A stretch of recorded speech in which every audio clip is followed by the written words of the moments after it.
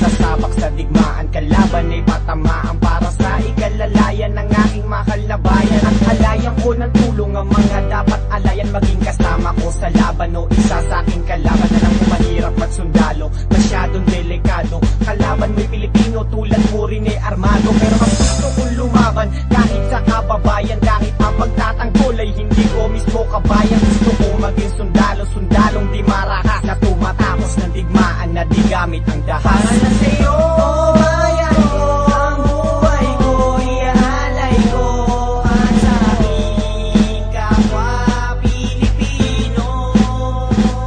Para na sa'yo, bayan ko, ang buhay ko, iaalay ko at sa aking kapwa Pilipino. Para na sa'yo, bayan ko, ang buhay ko, iaalay ko at sa aking kapwa Pilipino. Muling pinasako ng Biblia ko at hindi ang baril, tangi panalangin ang aking sagot sa pagsabog ng pader na aking tinataguan para matakasan ng puot ng aking mga katunggali na di na mahanap ang sagot. Kung bakit kailangan gumamit ng bala para marinig ang mga hinaing, kailangan pa ba ng dugo ng bawat kapatid bago matagupay marating? Palaging hiling ng tulad kong sundali, pagkakaisa, isang pangarap na hanggang ngayon wala pang umpisa. At kung ako'y maging isa sa mga nakawakan ng kalaban, hanggang may hininga tuloy pa rin ang aking laban na protektahan ng bayan laban sa masasama. Ako'y patuloy na lalaban kahit na mapasama pa ang aking lagay, at ako'y di na umabot pa bukas. Basta tungkulin ko ay aking di pinagpabukas. Magawa ko lang ang lunas sa lumalalang tensyon. Ako'y isang sundalo na hindi karakasan ng misyon. Para na sa'yo, bayan ko, ang buhay ko, iaalay ko at sa aking kapwa Pilipino.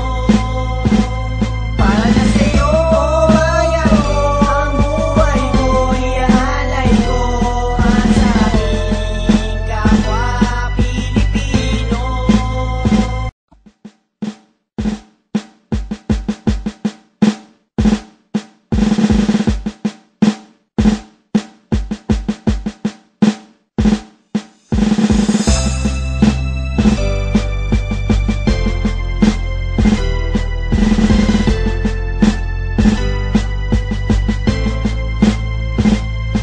Pangarap ko maging sundalo, sundalong walang katulad, di katulad ng iba, nakakaramdam ng kaba sa pagsasabak sa digmaan, kalaban ay patamaan para sa ikalalayan ng aking mahal na bayan. At halayan ko ng tulong ang mga dapat alayan, maging kasama ko sa laban o isa sa aking kalaban. Alam ko mahirap magsundalo, masyadong delikado, kalaban mo'y Pilipino, tulad mo rin ay armado. Pero mas gusto kong lumaban kahit sa kababayan, kahit ang pagtatanggol ay hindi ko mismo kabayan. Gusto ko maging sundalo, sundalong di marakas, na tumatapos ng digmaan na di gamit ang dahas. Para na sa'yo, bayan ko, ang buhay ko, iaalay ko at sa aking kapwa Pilipino.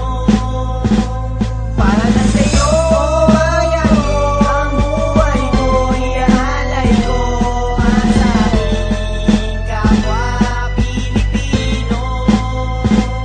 Para na sa'yo, bayan ko, ang buhay ko, iaalay ko at sa aking kapwa Pilipino.